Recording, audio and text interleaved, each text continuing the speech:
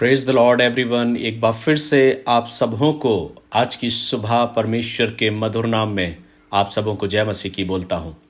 मेरे प्रियो, मैं परमेश्वर का धन्यवाद करता हूँ कि प्रभु ने मुझे ये आशीष प्रदान करी है कि आपके बीच में पुनः एक बार फिर से प्रभु के वचन को शेयर करने वाला हो सकूं। सो आइए हम परमेश्वर के वचन की ओर जाएंगे और आज की सुबह आप सबों के लिए एक आयत में पढ़ना चाहूँगा जो मेरे पिछले संदेश का दूसरा भाग है, और आज मैं इस विषय पर फिर से पुनः आपके बीच में प्रभु के वचन को लेकर आया हूँ। मत्ती रचित सुसमाचार उसका 6वां अध्याय और उसके 25वीं आयत में इस प्रकार से लिखा है, मैं तुमसे कहता हूं कि अपने प्राण के लिए यह चिंता न करना कि हम क्या खाएंगे और क्या पिएंगे, और न अपने शरीर के लिए कि क्या पहनेंगे। क्या प्राण भोजन से और शरीर वस्त्र से बढ़कर नहीं? आकाश के पक्षियों को देखो, वे न बोते हैं, न काटते हैं और न खत्तों में बटोरते हैं, तो भी तुम्हारा स्वर्गीय पिता उनको खिलाता है। क्या तुम उनसे अधिक मूल्य नहीं रखते? तुम में कौन है जो चिंता करके अपनी अवस्था में एक घड़ी भी बढ़ा सकता है? और वस्त्र के लिए क्यों चिंता करते हो? जंगली शोषणों पर ध्यान करो कि वे कैसे बढ़ते हैं। वे ना तो परिश्रम करते हैं ना काटते हैं, तो भी मैं तुमसे कहता हूं कि सुलेमान भी अपने सारे विभव में उनमें से किसी के समान वस्त्र पहने हुए ना था। इसलिए जब परमेश्वर मैदान की घास को जो आज है और कल भाड़ में झोंकी जाएगी ऐसा वस्त्र पहनाता है, तो हे अल्प विश्वासियों, तुमको वह क्यों कर ना पहनाएगा। आगे परमेश्वर का वचन कहता है, इसलिए तुम चिंता करके यह ना कहना कि हम क्या खाएंगे या क्या पिएंगे या क्या पहनेंगे, क्योंकि अन्य जाति इन सब वस्तुओं की खोज में रहते हैं, और तुम्हारा स्वर्गीय पिता जानता है कि तुम्हें ये सब वस्तुएं चाहिए। इसलिए पहले तुम उसके राज्य और धर्म की खोज करो, तो ये सब वस्तुएं भी तुम्हें मिल जाएंगी। सो कल के लिए चिंता ना करो, क्योंकि कल का दिन अपनी चिंता आप कर लेगा। आज के लिए आज ही का दुख बहुत है। प्रभु अपने वचन के पढ़े और सुने जाने पर अपनी आशीष हम सबको प्रदान करे। सो मैं परमेश्वर का धन्यवाद करता हूं कि प्रभु ने एक बार फिर से हम सबों को यह अवसर दिया कि हम सब मिलकर उसके नाम का धन्यवाद करें। आज की इस पवित्र बेला में मैं परमेश्वर का धन्यवाद करता हूं और धन्यवाद देता हूं कि प्रभु ने अपने अनुग्रह से हम सबों को परिपूर्ण किया और आज की सुबह इस आराधना में जोड़ा है। मैं आप सबों से यह कहना चाहता हूं कि इस संदेश के अगर प्रथम भाग को आप सुनना चाहते हैं तो आप यूट्यूब पर मेरे इस प्रथम भाग को सुन सकते हैं, और आज का संदेश इसका दूसरा भाग है और मेरा जो विषय है वो है चिंता पर विजय। इससे पहले कि मैं परमेश्वर के वचन में आगे जाऊं, मैं आपको कुछ बातें बताना चाहता हूं।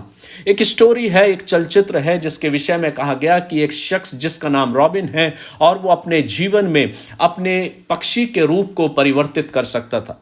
उसका जो जीवन था उसके रूप में एक परिवर्तन होता था और वो पक्षी के रूप को ले सकता था, और उसने अपने जीवन में उस रूप को लिया और उसके एक संतान भी थी, एक और उसका बेटा था जो एक चिड़िया का रूप था।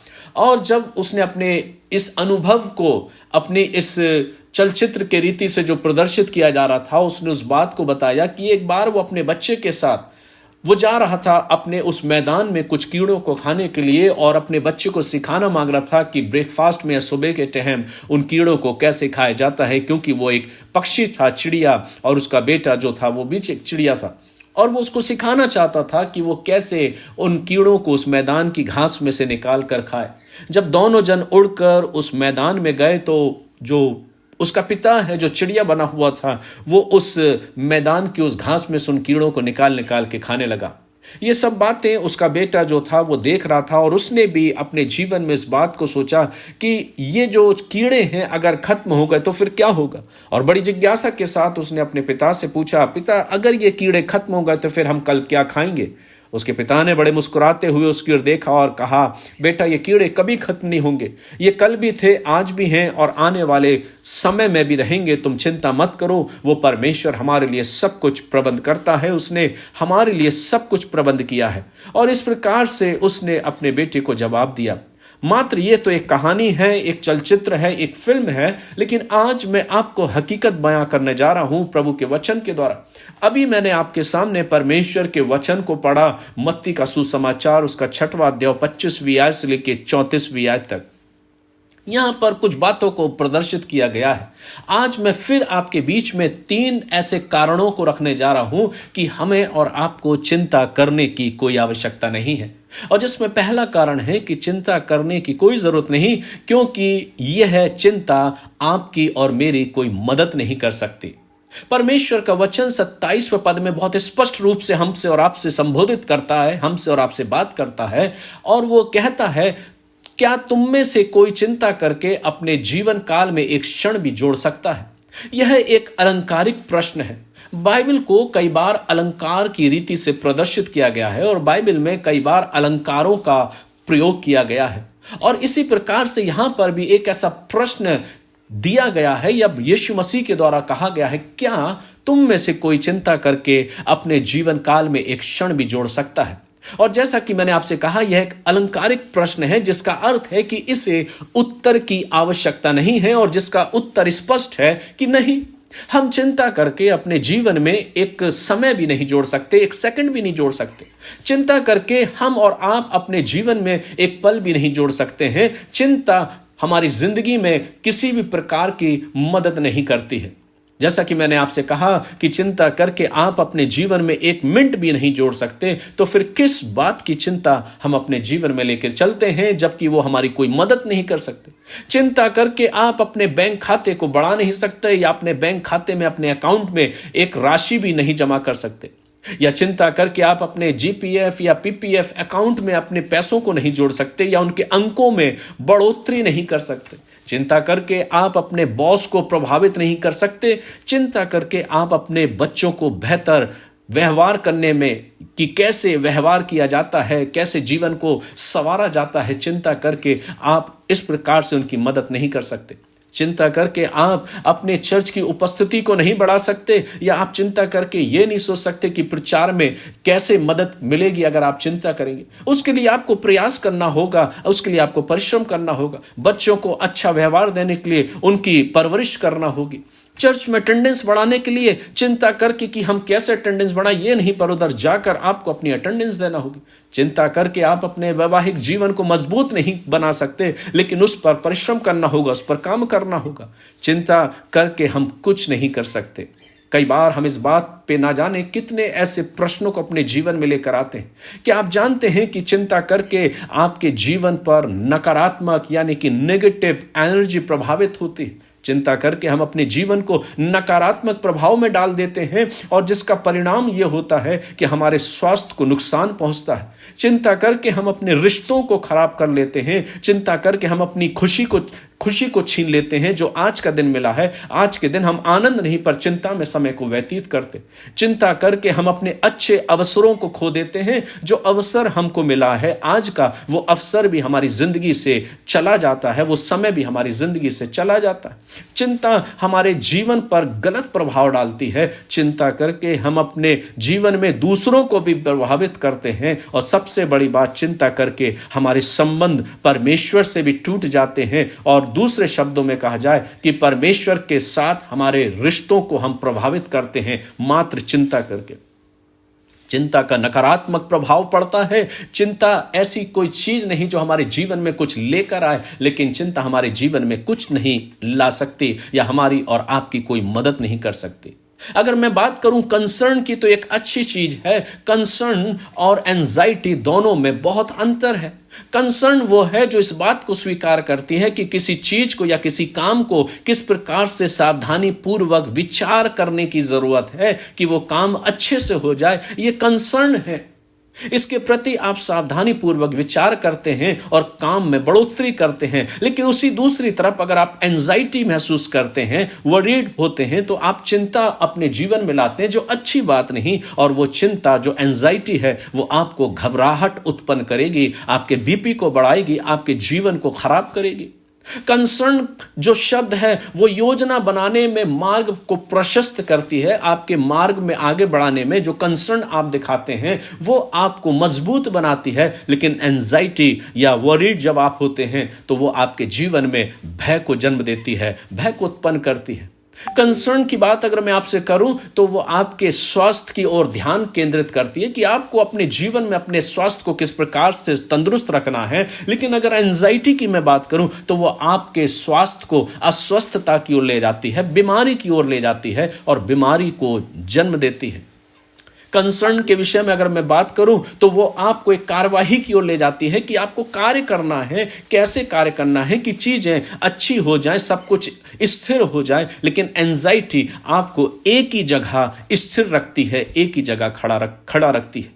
और इसलिए कई बार कहा जाता है कि कंसर्न अगर हम रखते हैं अपने जीवन में तो कल के लिए योजना बनाना या कल के लिए विचार करना एक अच्छा समय बीतने जैसा होता है। लेकिन एंजाइटी जब हम अपने जीवन को जीते एंजाइटी में या वरी होके, तो कल की चिंता करने में हम अपने आज के समय को बर्बाद कर देते हैं।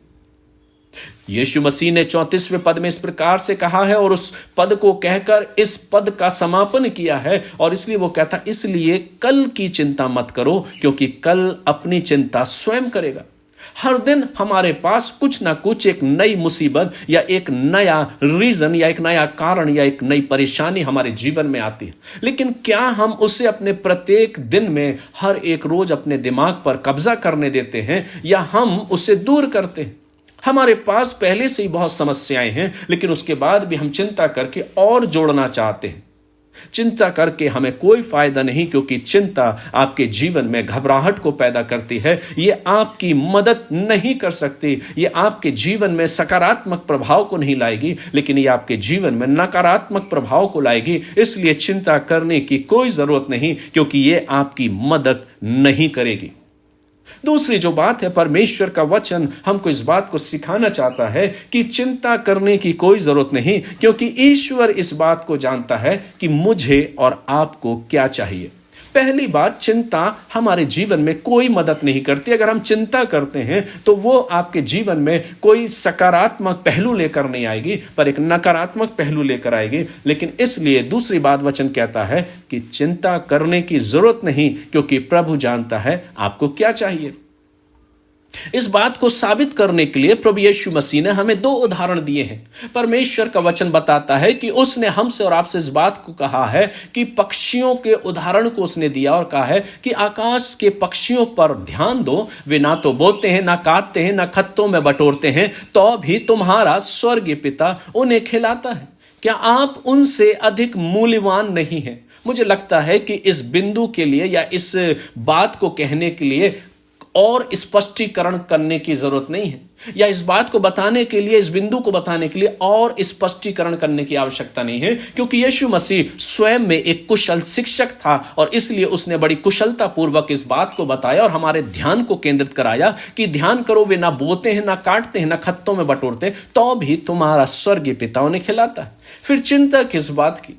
क्योंकि यीशु मसीह एक कुशल शिक्षक है और एक बेहतर शिक्षक की रीति से वो सिखाता और समझाता है। और वो यहां यह कह रहा है कि नहीं, हमारे पास भरपूर भोजन होगा, हमारी जरूरतों को प्रभु जानता है। कभी भी आपने किसी जंगली जानवर को भूख से मरते हुए नहीं देखा होगा, क्योंकि वचन कहता है प्रभु ने उसके लिए बेहतर प्रबंध किया है। इस प्रकृति में प्रभु ने हर एक छोटे से बड़े जीव जंतुओं के लिए एक चैन तैयार करी है, बेहतर प्रबंध करके रखा है। तो हम तो ईश्वर की रचना में सबसे अव्वल दर्जे पर आते हैं, सबसे ऊपर आते हैं, शिखर पर प्रभु ने हमें रखा है। तो वो हमसे ऐसा क्यों करेगा कि हमारी चिंता नहीं करे?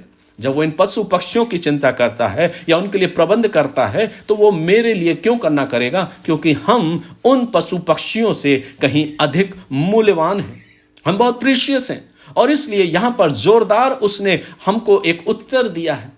हम समस्त सृष्टि में मूल्यवान हैं और ईश्वर जानता है, प्रभु जानता है कि हमारे लिए क्या आवश्यक है, और वो चीज हमें समय पर, निर्धारित तय वक्त पर हमारे लिए उपलब्ध कराता है। इसलिए आवश्यकता है कि आज हम और आप अपने जीवन में, जो मानव है, इंसान है, वो अपनी संस्कृति अर्थात अपने मूल्य को खो रहा है। हम अपने मूल्य को पहचान नहीं पा रहे कि हम कितने प्रीशियस हैं। इसलिए परमेश्वर का वचन हमें इस बात को बताता है कि हम निश्चिंत रहें। एक इंसान अपने मूल्य को खो सकता है, अपनी वैल्यू को खो सकता है, लेकिन परमेश्वर कभी भी अपने मूल्य को नहीं खो सकता, क्योंकि वो मात्र परमेश्वर ही नहीं, पर वो परमेश्वर है। उसने मुझे और आपको पुरस्कार स्वरूप ये जीवन दिया है। इस पूरी दुनिया में परमेश्वर मुझसे और आपसे प्यार करता है। वो जानवरों से, पशु पक्षियों से नहीं, पर उसने इंसान से प्यार किया, इंसान से मोहब्बत किया। जब परमेश्वर के वचन को हम पढ़ते हैं तो 28 से 30 पद हमको और बातों को बताते हैं जो इसका दूसरा उदाहरण है। वचन कहता है, तुम वस्त्र के लिए क्यों चिंता करते हो? देखो खेत के जंगली फूलों को कि वो कैसे उगते हुए, ना परिश्रम करते ना सूत काटते, तो भी मैं तुमसे कहता हूं कि सुलेमान भी अपनी सारी शोभा में इनमें से किसी एक के तुल्य सुशोभित ना हुआ। यदि परमेश्वर मैदान की घास को जो आज है और कल भाड़ में झोंकी जाएगी इसी रीति से पहनाता है, तो वो क्या तुम्हारे लिए नहीं करेगा? हे अल्प विश्वासियों, वो तुम्हारे लिए इससे अधिक ना करेगा? और इसलिए वचन ये कहता है, जो ईश्वर खेत के फूलों को एक अच्छा कपड़ा, एक अच्छा वस्त्र, एक अच्छा रूप दे सकता है, तो वो आपको क्यों कर ना पहनाएगा? क्या हम इस सृष्टि में सबसे छोटे हिस्से नहीं मेरे प्रियो, इस सृष्टि के हम सबसे बड़े हिस्से हैं जो मनुष्यों को उसने तैयार किया है। तो क्या इस मामले में हमें अपने ईश्वर पर भरोसा रखना है? क्या आपको भरोसा है कि आपका ईश्वर आपके लिए महत्वपूर्ण है और बाकी सारी सृष्टि से अधिक महत्वपूर्ण है? आज आपको क्या भरोसा है कि आपके लिए प्रभु सारा प्रबंध कर सकता है? क्या आपको भरोसा है कि प्रभु आपको जानता है और आपके लिए क्या बेहतर है वो आपके लिए तैयार करेगा? क्योंकि वो मेरा और आपका रचनाकार है, निर्माता है। उसने मुझे और आपको बनाया है। उसने अपने आप को स्वयं मेरे और आपके लिए समर्पित कर दिया, अपने आप को दे दिया, अपने आप को बलिदान कर दिया ताकि मेरा और आपका जीवन आशीषित हो। वह हमारा पिता है, उसे मालूम है कि मुझे और आपको क्या चाहिए और वो नियत समय पर मुझे और आपको प्रदान करता है। याकूब की पत्री और उसका पहला अध्याय और उसके 17वें अध्याय से लेकर 18वें पद में इस प्रकार से लिखा है। वचन कहता, हर अच्छी और उत्तम चीज उसी से आती है। हर अच्छी और उत्तम चीज उसी से आती है। भोजन, वस्त्र, पैसा, परिवार, विश्वास, प्रेम, अनुग्रह, क्षमा, यह सब हमारे प्रभु के द्वारा हमको प्राप्त होता है, जो स्वर्गिक पिता है उससे हमें मिलता है। 30 पद में यीशु मसीह कहता है, इसलिए हमारे विश्वास को वो चुनौती भी देता है और वो कहता है, तुम कम विश्वास वाले हो। यहां पर प्रभु यीशु मसीह इस बात को बता रहा है, वो ये कह रहा है कि सांसारिक आवश्यकताओं से संबंधित हमारी जितनी भी चिंताएं हैं, हमारा स्वर्गीय पिता हमारे विश्वास की कमी के परिणाम स्वरूप हमारे जीवन में कई बार ये चिंताएं आती हैं। यदि हमारे जीवन को हमें ध्यान से देखना है तो केवल इन चीजों पर हमें अपने ध्यान को नहीं रखना है, लेकिन हमें हमारे विश्वास को मजबूत बनाना है। कई बार हम अपने जीवन में अपने फैशन को लेके, अपने उन तमाम सारी चीजों को लेके बहुत परेशान होते हैं और हम इन बातों को सोचते हैं कि हम अपने जीवन में किस प्रकार से इन चीजों को प्राप्त कर सकते हैं। हमारे जीवन में संसार की तमाम प्रकार की चिंताएं होती हैं, तमाम प्रकार की चिंताओं को लेकर हम अपने जीवन में चलते हैं और इसलिए प्रभु हमसे कुछ बातें करना चाहता है। यदि हमारे जीवन में हमारा ध्यान सिर्फ सांसारिक चीजों की तरफ है तो मुझे और आपको अपने विश्वास को बढ़ाने की जरूरत है। हम अपने भोजन, अपने रुपये पैसे या अपने फाइनेंशियल या अपने फैशन के बारे में ज्यादा चिंतित होते हैं, लेकिन यीशु मसीह का वचन हमें इस बात को बताता है कि वो हमारे जीवन में इस बात को सोचता है कि हमारा ध्यान कहीं गड़बड़ा तो नहीं गया, हमारा मन, हमारा विश्वास कैसा है, हमारा ध्यान कहां होना चाहिए। और इसलिए आगे आयतों में प्रभु का वचन इस बात को बताता है कि पहले तुम उसके राज्य और धर्म की खोज करो तो ये सब वस्तुएं भी तुम्हें मिल जाएंगी। अर्थात यहां पर उसने परिणाम स्वरूप एक हमको निर्णय भी दिया है, हमारे जीवन के लिए एक सॉल्यूशन भी दिया है और वो कहता है कि तुम चिंतित मत हो। पहले तुम अपने ध्यान को, अपने मन को परमेश्वर की ओर, उसकी बातों की ओर लगाओ तो परमेश्वर तुम्हारे लिए सब कुछ पूरा कर देगा। और इसलिए परमेश्वर का वचन मुझे और आपको यहां पर क्या बताना चाहता है? परमेश्वर का वचन मुझे और आपको यहां पर इस बात को बताना चाहता है कि हम और आप अपने जीवन में परमेश्वर की उन आशीषों को प्राप्त करने पाएं। और इसलिए परमेश्वर का वचन कहता है, पहले तुम उसके राज और धर्म की खोज करो तो ये सब वस्तुएं तुम्हें मिल जाएंगी। आज आवश्यकता क्या मेरे प्रियो? मुझे और आपको अपने ध्यान को कहां करना है? मुझे और आपको अपने ध्यान को प्रभु की ओर ले जाना है और तब वो अंतिम बिंदु तक लेकर जाता है, जो तीसरी बात है जो परमेश्वर के वचन में हमें सीखने को मिलती है। वचन कहता है कि चिंता करने की कोई आवश्यकता नहीं है, क्योंकि हमें वास्तव में जिसकी आवश्यकता है वो है हमारा प्रभु, हमारा ईश्वर। जब हमारे जीवन में कुछ ऐसा होता है जिसे छोटी चीजों पर हम प्राथमिकताएं देने लगते हैं, छोटी छोटी बातों को हम प्राथमिकताएं देने लगते हैं, तो कई बार आमतौर पर यह छोटी चीजों से हमारा कोई वास्ता नहीं होता, लेकिन फिर भी हम इन विषयों पर विचार करते। वास्तव में यीशु मसीह हमसे क्या कहना चाहता है? वो कहता है कि अपने प्राण की चिंता मत करना कि तुम क्या खाओगे, क्या पियोगे या पहनोगे, अपने शरीर के बारे में कि आप क्या पहनोगे। क्या जीवन भोजन से और शरीर वस्त्र से बढ़कर नहीं है? प्रभु यीशु मसीह यहाँ इस बात को बताना चाहता है कि जीवन में भोजन या कपड़े या किसी अन्य भौतिक वस्तुएं या चीजें आवश्यकता से कहीं अधिक है क्या? यीशु ने यह नहीं कहा कि चीजें मायने नहीं। वो कभी यह शिक्षा नहीं दे रहा है कि हम इस विषयों पर विचार नहीं करें, हम इनके लिए कंसर्न ना दिखाएं। यीशु मसीह ने यह नहीं कहा कि ये चीजें मायने नहीं रखती। यीशु मसीह ने यह नहीं कहा कि इन बातों की हमें चिंता नहीं करना है। यीशु मसीह ने यह नहीं कहा कि इन चीजों के लिए हमें काम नहीं करना है। यीशु मसीह जो कह रहे हैं वो यह कि जीवन यदि इन चीजों से अधिक है, इन चीजों से भी बड़ा कुछ है, और जो कुछ भी है वो ये है कि हमारा ध्यान वास्तव में कहां केंद्रित होना चाहिए।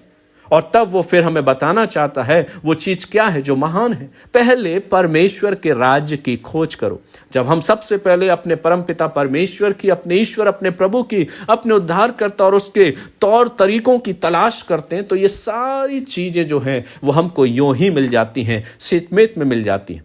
और तब वो कहता है, मुझे और आपको ये सिखाना चाहता है कि आज मेरे और आपके लिए ये सब चीज वस्तुएं उपलब्ध करा दी जाएंगी।